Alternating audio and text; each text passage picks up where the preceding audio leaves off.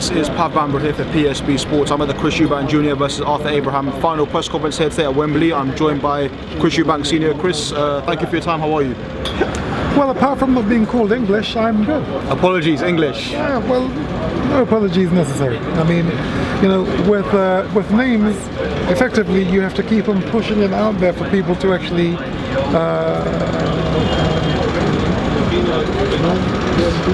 I suppose it's NLP, neuro-linguistic programming. You have to continue to tell people. Yeah, not from not eating. His English, them call me. Okay, that's a Jamaican. That's my mother's tongue.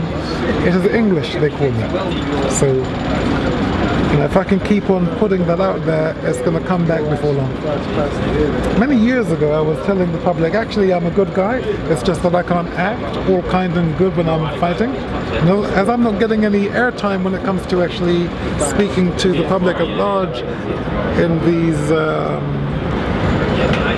TV shows, these Good Morning TV shows, they all saw me as a bit of a tough guy to actually take in, but I was being pure to what I was as a fighter. So over the years now, I've been able to, I suppose, get a viewpoint across to the public about who I am, or who we are, because my family included, as, you know, members of the community. We are gentle, and we are funny, and we have manners, and we respect our elders, and we don't use bad language in front of our elders, and now that, though, should not be mistaken for us being soft, because we are in this beautiful, wonderful, hard man's business of boxing, and when it comes to that, we are fierce.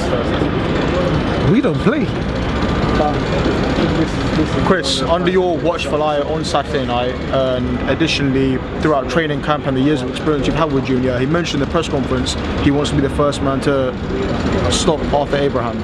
So therefore, ahead of Saturday night, how do you believe Junior is going to do this? I previously asked this to Chris. He said with his punch output, punch volume, the power he possesses.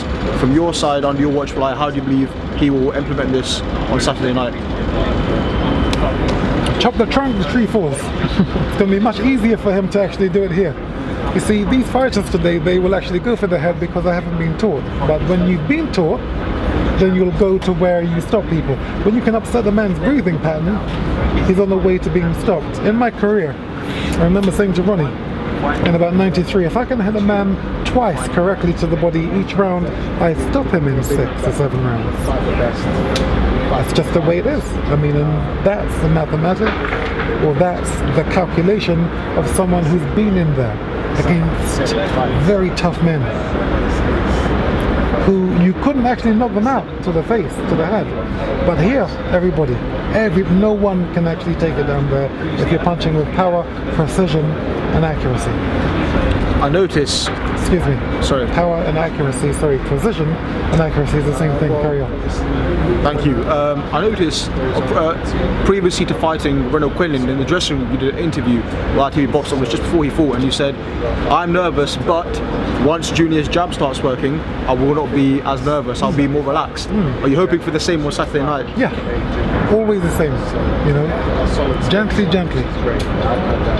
You know, if you want to get a girlfriend, if you want to chat up a girl, be gentle, be nice, smile, little jokes, little. You don't go in heavy.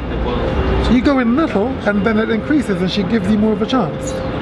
Okay, well, it's the same in boxing. The jab is, you know, little, measure, and then you're kind of open for the big shots. And it's also on target as well, because it's like the can opener, the jab.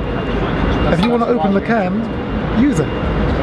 Once it's open, then you can sling in the big shots. Additionally, Chris, in terms of the opponent himself, Arthur Abraham, I mentioned this also to Chris in our interview, and many people in commentary or previous descriptions of him as a fighter would say that he is a great round stealer, in the sense that he'll come out from the round, he will rest for about a minute and a half or an extra minute, and then he'll really go to work in the last minute and a half of the round. Junior said he is aware of this, and he's aware of everything he brings. So as mentioned before, under your watchful eye, what sort of tactic or game plan, without giving too much away, are you putting in place to counteract this, something that Arthur Abraham might do? Listen, if you go into the ring with a particular mindset, you can't really get out of that mindset. I mean, if Junior told Arthur Abraham his strategy now, Abraham he couldn't change his strategy. He's going to fight the way he's been training. So, in short, Junior, I believe, will stop Abraham, and I believe he stops him here. So I think the body shots are going to be heavy. I think the head shots are going to be heavy too. The uppercut is going to be used, I would say, continuously, because he's open for it. But Junior may realize quite quickly within the fight that he's doing more damage here, and it may seem that he's not doing any damage to the face. I don't believe he cuts, but he may cut. Who knows? Sounds cruel, I know, but that's boxing. We are very nice, but we are involved in a very cruel sport. Cruel but beautiful and sexy. Because it isn't personal. It's all objective. This is what I'm supposed to do. You were at the World Boxing Super Series draw the other day in Monaco, Chris, and you were on stage in order to select Anvi Yildirim as Junior's opponent in the World Boxing Super Series. Firstly, Chris, your thoughts on him as a fighter and why you actually picked him for Junior in the first round?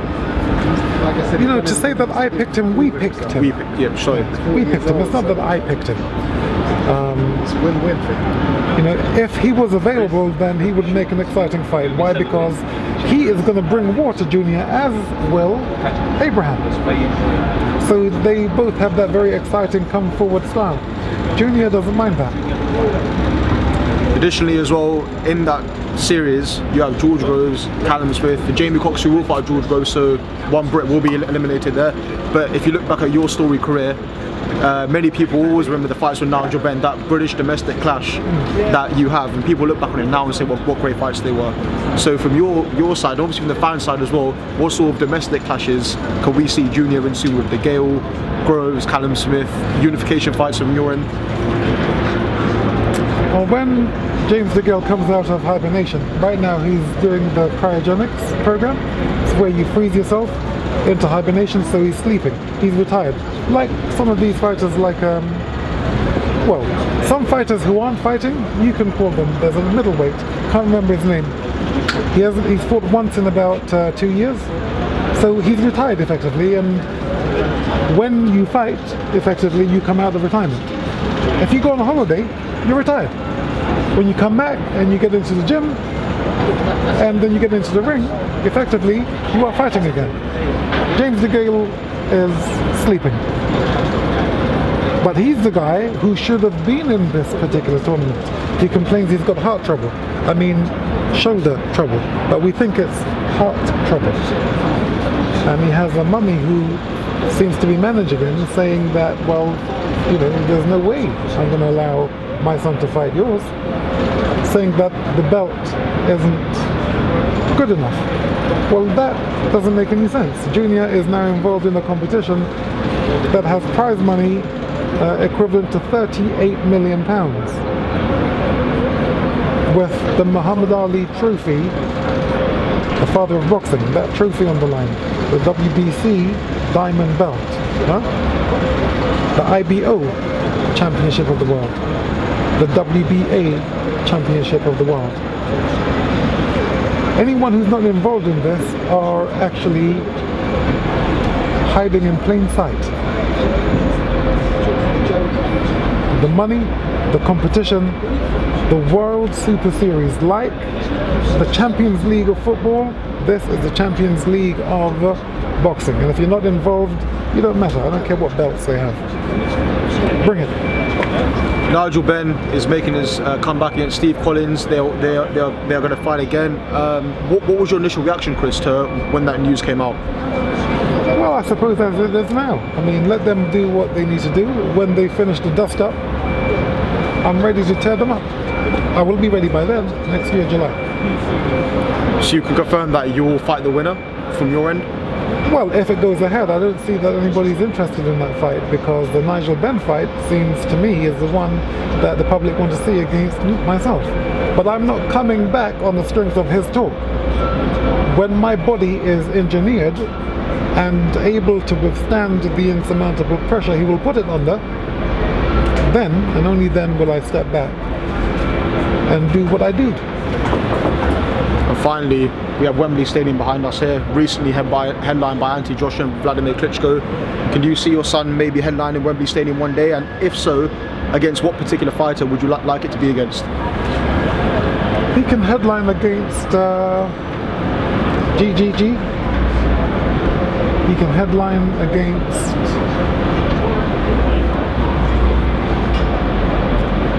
I mean, what's going to happen in the Super 8 series is going to actually bring to the fore the best fighters in the world, and it depends on the relationship, the chemical reaction of the two. And so I would say there's possibly 3-4 occasions where Junior can fight in that stadium. Let's see. English, thank you very much for your time today. I wish you all the best ahead of Saturday night, and fingers crossed we can see you soon. Thank you. Thank you very much.